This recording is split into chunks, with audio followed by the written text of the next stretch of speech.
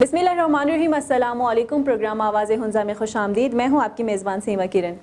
नाज़रीन, गिलगित बल्तिस्तान का ज़िला हुंज़ा एक ऐसा ज़िला है जो सकाफ़त, रवायात, कुदरती हुस्न और जदीद तालीमी तर्ज़ का एक बेहतरीन इम्तिज़ाज है। और यहाँ के बाज़ोक और अदबी लोगों ने बुरशस की ज़बान को ज़िंदा रखने में शायरी और गुलकारी के ज़रिए अपना एक अहम किरदार अदा किया है। और इस हवाले से बात करने के लिए आज हमने शायरी और गुलकारी से वाबस्ता एक अहम शख्सियत शाहिद अख्तर कलंदर साहब को अपने प्रोग्राम में इनवाइट किया है। और चूँकि शाहिद साहब इस वक्त बैरून मुल्क में मौजूद हैं तो हम उनसे वीडियो कॉल पे बात करेंगे। बहुत शुक्रिया शाहिद साहब, आपने अपना वक्त दिया हमें। अस्सलाम वालेकुम। मेरी तरफ से हुंज़ा न्यूज़ के तमाम मेंबरान और ख़ास तौर पर आवाज़ हुंज़ा की जितनी भी टीम है, आप सबको मेरी तरफ से बहुत बहुत सलाम हो। और मैं बहुत मशहूर हूँ आप लोगों का कि आप लोगों ने मुझे रब्ता किया आज अपने ख़यालात का इज़हार करने। Thank you so much once again. अच्छा शाहिद साहब, बुरशस की ज़बान को शायरी के ज़रिए ज़िंदा रखने में आपका अहम किरदार रहा है और लोग आपकी शायरी पसंदीदा की बुनियाद पे सुनते हैं, तो इस हवाले से हमें बताएं कि ये सोच और दिलचस्पी कहाँ से और कैसे पैदा हुई? जहाँ तक मौसीकी और शायरी का ताल्लुक़ है, काफ़ी मैं उस वक़्त मेरी एज कोई 12-13 साल मुझे याद है, मैं 12-13 साल का हूँगा उस वक़्त मैंने शुरू की थी। और उसकी रीज़न ये थी कि शुरू में रुबाब प्ले करता था और आहिस्ता आहिस्ता फिर मुझे शौक़ पैदा हुआ कि मैं इस पे पुराने धुनें जो हैं हुंज़ा की तो उनको बजाया करता था रुबाब के। तो आहिस्ता आहिस्ता फिर मैंने उन पे शायरी शुरू की और इसमें ज़ाहिर है मेरी फैमिली का भी बहुत बड़ा हाथ है। और स्पेशली मेरे घर वाले, मेरे अंकल और मेरी वालदा और मेरे भाई, इसके अलावा मेरे जितने भी दोस्त हैं उनको भी मैं इस इदात ये देता हूँ कि उन्होंने मुझे मेरी हौसला अफजाई की। और आहिस्ता आहिस्ता फिर मैंने सॉन्ग लिखना शुरू किया जिसको लोगों ने काफ़ी सराहा उस ज़माने में, क्योंकि उस वक़्त रहीम साहब और शहबाज उस्ताद और दूसरे हमारे शायरी करने वाले लोग थे जो गुलकारी भी करते थे। तो उनके बाद एक गैप सा था बुरशस की ज़बान में। जब मैंने शुरू किया गुलकारी और शायरी, तो गो कि मैं अपने आप को एक अच्छा शायर नहीं समझता आज भी, मैं एक अच्छा लिखने वाला शायर नहीं हूँ, लेकिन ये कंपोजिशन पे मैं ज़्यादा फोकस करता हूँ। तो उस वजह से शायद म्यूज़िक उस वक्त लोगों को नया लगा और एक नया अट्रैक्शन था, तो इस वजह से लोगों ने काफ़ी सराहा और हौसला अफजाई की वजह से फिर मैंने भी इस चीज़ को कंटिन्यू रखा। शाहिद साहब, आपका नया गाना हाल ही में रिलीज़ हुआ है जिसको पूरे गिलगित बल्तिस्तान में नहीं बल्कि पूरी दुनिया में पजीराई मिल रही है और लोग सोशल मीडिया पे रक्स के वीडियोस डाल के जो है इस गाने की पसंदीदगी का इजहार कर रहे हैं, तो अपने मदाहों को इस हवाले से आप क्या पैगाम देंगे? आजकल जो मेरा सॉन्ग वायरल हुआ गिलगित बल्तिस्तान में, अल्हम्दुलिल्लाह लोगों ने उसको बहुत पसंद किया, अप्रिशिएट किया। और जैसे कि मैंने पहले भी अर्ज़ किया था कि वो रिलीज़ होने से पहले मैंने पेज पे ये मैसेज दिया था कि एक बुरशस की सॉन्ग में काफ़ी अर्से बाद इसको रिलीज़ करता हूँ। उसका मकसद ये है कि आप लोग खुश रहो, क्योंकि लास्ट ईयर कोविड की वजह से सारे बहुत स्ट्रेस में गए थे, फिज़िकली या मेंटली हम सब बहुत स्ट्रेस में थे। तो मैंने इसीलिए ये पैगाम दिया था कि आप लोग खुश रहो उस पर, अगर वो बुरशस की ज़बान में मैसेज था। और मैंने ये भी कहा था देखेंगे कि कौन उस पर अच्छा रक्स करेगा।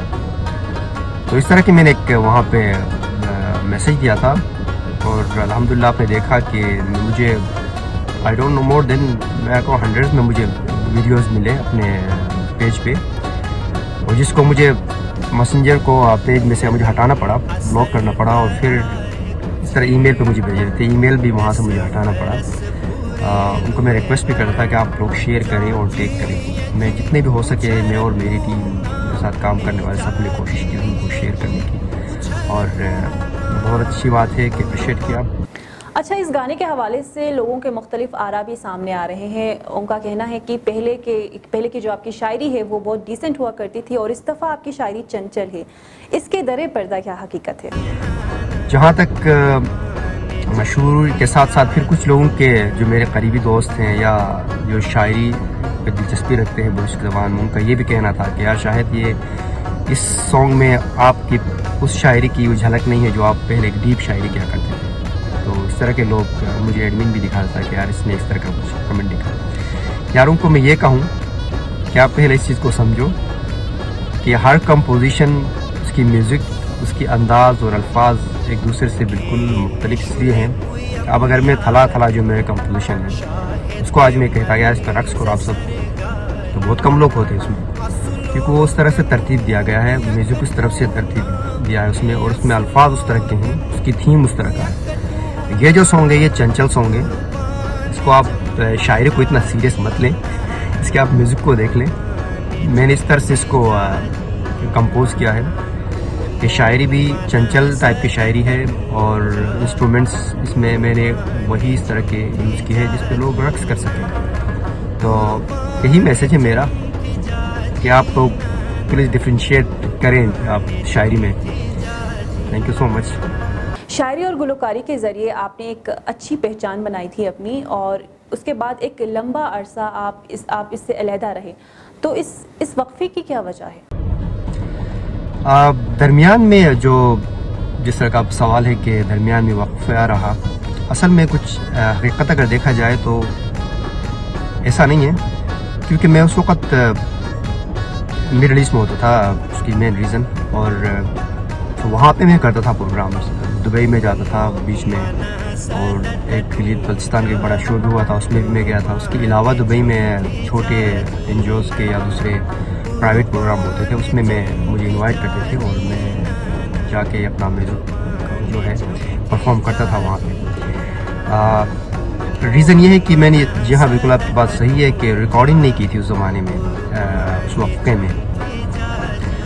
تو اس کی ریزن یہ ہے کہ ٹیم نہیں تھی میرے ساتھ جن کے ساتھ میں بیٹھ کے لائیو میوزک وہاں ریکارڈ کیا کرتا تھا.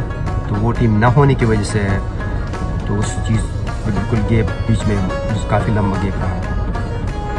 یہ جو ہماری جو نئی نسل ہے جو اس فیلڈ میں دلچسپی رکھتے ہیں، ان کو کیا پیغام دیں گے آپ؟ نوجوان نسل جو اس فیلڈ میں، جیسے کہ آپ نے سوال کیا کہ دلچسپی رکھتے ہیں، ان کے لیے کوئی پیغام، آئی تھنک میں نے پہلے بھی یہ چیز اس کو کور کافی حد تک کیا ہے کہ وہ دوسرے زبانوں پہ بھی کو ایکسپلور کرنا چاہیے ان کو. دوسرے زبانیں جو ہیں اپنے بروشس کی، شنا، واقعی اور بلتی، وار اور دھماکی، میں بھول گیا تھا زبان کا نام، یہ ہمارے مقامی زبانیں ہیں. اس کے علاوہ اور بھی ہوں گی، سوچ اگر مجھے یاد نہیں ہے تو. اس کے علاوہ ایکسپلور کریں آپ جو بڑی زبانیں ہیں ان کو بھی، کیونکہ آپ کو اگر آگے جانا ہے، آپ چاہتے ہو کہ اس سے آپ اچھا کماؤ، اس کو اپنا پروفیشن بناؤ، تو میں ان کو یہ ریکمینڈ کروں گا کہ دوسری زبانوں کو بھی ایکسپلور کریں. پلس جیسے کہ میں نے پہلے بھی عرض کیا کہ جو بروشس کی زبان کی شاعری ہے، خدا اس کو آپ لوگ نئے کمپوزیشن بنائیں، اس کے بجائے کہ آپ انڈین یا پاکستانی پرانے جو ان کے دھنے ان پہ آپ گاتے ہوں، جس کی وجہ سے جو شاعر نے جس انداز میں وہ لکھا ہے وہ نہیں رہتا. تو اسی وجہ سے لوگ پسند نہیں کرتے اس چیز کو. شاہد صاحب ہمیں بتائیں کہ شاعری جو ہے وہ خاص کر مقامی زبان میں جو شاعری ہوتی ہے وہ ہمارے ثقافت کا ایک اہم حصہ ہے، تو کیا شاعری کو ثقافتی انداز میں برقرار رکھنا چاہیے یا پھر جدید طرز میں اس کو ڈھالا جائے؟ جہاں تک آپ کا سوال ہے کہ اس کو کیا ہم جدید طرز میں یا ڈال سکتے ہیں، میرے خیال یہ آپ کا کوشچن ہے. بالکل میں اس کو، ایک زمانہ تھا اس چیز سے میں بالکل ایگری نہیں کرتا تھا کہ یار ہمارے جو میوزیکل انسٹرومنٹس ہیں ان کو ایسے رہنے دیں ٹریڈیشنلی، اور اس کو آگے بڑھائیں اس چیز کو. لیکن آپ کو یاد ہوگا کہ جب میرا فرسٹ البم جس کا نام شمع کے نام سے ریلیز ہوا تھا 2000 میں، تو ریزن یہی تھی کہ لوگوں نے اس کو زیادہ پسند کیا، کیونکہ اس میں جیسے کہ میں نے پہلے بھی عرض کیا کہ میں کوئی اچھا شاعر نہیں ہوں. ہمارے برش کی زبان میں، اور خاص طور پر آج کل بہت ایک سے ایک ٹیلنٹڈ شاعر ہیں لکھنے والے، اور اس زمانے میں بھی تھے. تو ریزن کیا تھی کہ لوگوں نے ان کو زیادہ نہیں سنا، مجھے سنا. اس میں میرا کوئی کمال نہیں ہے. ایک میں تھوڑا بیک گراؤنڈ میں جانا چاہتا ہوں تاکہ آنے والے جو ہمارے شاعر و مکار ہیں ان کے لیے بھی یہ چیز ایک گائیڈ لائن ہو.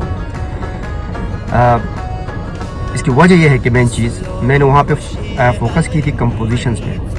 اپنے جو ثقافتی روایتی جو ہمارے انسٹرومنٹ سے ڈرن، ڈامل اور سرنائی، ان میں تھوڑی ہم نے چینجز اس لیے کی تھی کہ ہم نے کی بورڈ ایڈ کیا تھا اور سرنائی کی جگہ ہم نے جو بانسری ہے جو کہ ہمارے کلچر میں ہے وہ بھی اس کو ایڈ کیا تھا.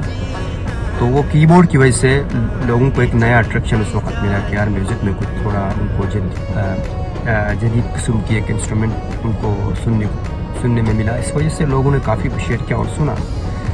جیسا کہ میں نے پہلے بھی عرض کیا کہ اس وقت بھی حنزہ کے بہت زبردست شاعر تھے اور آج بھی ہیں, اور نئے آج کل نام میں سن رہا ہوں, ان کے کلام میں سن رہا ہوں, بہت زبردست قسم کے شاعر ہیں. ان سے میری یہ ریکویسٹ ہے, خیر اس میں شاعر کی کوئی غلطی نہیں ہے کیونکہ جو گانے والا جو گلوکار ہے, اکثر ہوتا کیا ہے ہمارے وہاں پہ, یا تو ایک انڈین پرانے جو سانگ ہے ان پہ وہ لوگ گلوکاری کرتے ہیں اس شاعر کو لے کے, یا اصل میں اس کی جو پریزنٹیشن ہے وہ پراپر طریقے سے نہیں ہوتی, جس کی وجہ سے وہ بہت زبردست جو ہمارا سرمایہ عشق کی زبان کی شاعری کی ہے, جو لکھنے والے آج کل یا اس زمانے کے شاعر ہیں, تو ان کو آج تک وہ کیا میں کہوں, ان کو آج تک انہوں نے اس طرح کا مقام نہیں دیا جو ان کو ملنا چاہیے. تو اس کی ریزن یہ ہے کہ ہمارے سنگرز جو ہیں خاص طور پہ, اور ان کو چاہیے کہ نئے کمپوزیشن بنائیں اس میں. اور جیسے کہ آپ کا سوال تھا کہ میوزیکل انسٹرومنٹس کے بارے میں, ہمیں ڈرن ڈامن اور اپنا سرنائی تو ہم نہیں بجا سکتے, آف کورس سنگنگ کے ساتھ جو فلوٹ ہے اس کے ساتھ کچھ انسٹرومنٹس ایڈ کرنے کی ضرورت ہے. اس کی ریزن یہ ہے کہ اسکیل کو برابر رکھنے کے لیے, کیونکہ اگر ہم کی بورڈ یوز نہ کریں تو ہمارے اسکیل کا جو سنگنگ کا اسکیل ہے وہ ہمیں نہیں پتہ چلتا.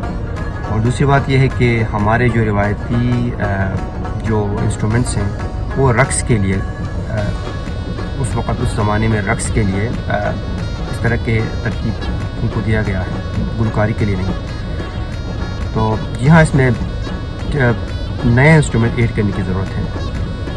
شاہد صاحب, شاعری اور گلوکاری چونکہ ایک پراپر فیلڈ ہے, تو آپ اس فیلڈ کو کیسے دیکھتے ہیں اور آپ کے کیا کوئی کنٹریبیوشن ہے اس حوالے سے؟ جی ہاں, جہاں تک شاعری اور گلوکاری کی آپ نے بات کی کہ فیلڈ کے بارے میں, ظاہر ہے دنیا کے دوسرے زبانوں میں یا دنیا کے دوسرے حصوں میں لوگ اس سے بہت اچھا کماتے ہیں اور بہت اچھا فیلڈ ہے ان کے لیے. اور انفارچونیٹلی ہمارے علاقے میں تو آپ کو پتہ ہے کاپی رائٹس کا کوئی وہاں پہ شروع سے نہیں رہا ہے, کوئی سسٹم نہیں ہے.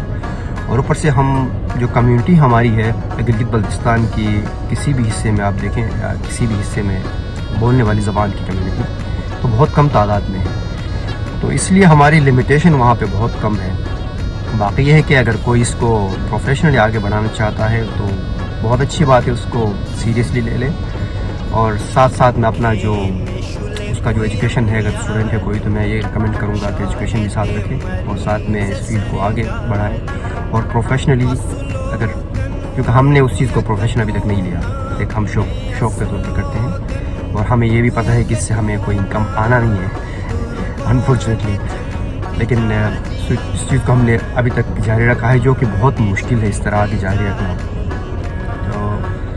تو میں ان کو یہ ریکمینڈ کروں گا کہ جو بھی ہمارے اس فیلڈ میں ہے, ہمارے علاقے کے لڑکے اگر خواتین بھی اس میں ہیں تو بڑی اچھی بات ہے کہ آپ اس کو پروفیشنلی آگے لیں, اور کوشش کریں کہ دوسرے زبانوں میں بھی, جیسے اردو ہے, ایون پرشین ہے, اس کے علاوہ جو بھی بڑی زبانیں ہیں ان میں آپ کوشش کریں کہ گائیں, تاکہ آپ کا لیول اپنے علاقے سے اوپر کی حد تک جائے اور دوسرے لوگ بھی آپ کو سنیں اور آپ کو فائدہ ہو فائنینشلی اس چیز سے. ہمارے ساتھ یو ایس اے سے کال پہ موجود تھے شاہد اختر قلندر صاحب. بہت شکریہ شاہد صاحب, آپ نے اپنا قیمتی وقت ہمیں دیا, اور ان کا گانا جو ہے حال ہی میں سوشل میڈیا پہ ٹرینڈنگ پہ چل رہا ہے, لوگ بہت زیادہ اس کو پسند کر رہے ہیں. اسی طرح کے دلچسپ پروگرامز ہم آپ کے لیے لاتے رہیں گے. دیکھتے رہیے حنزہ نیوز.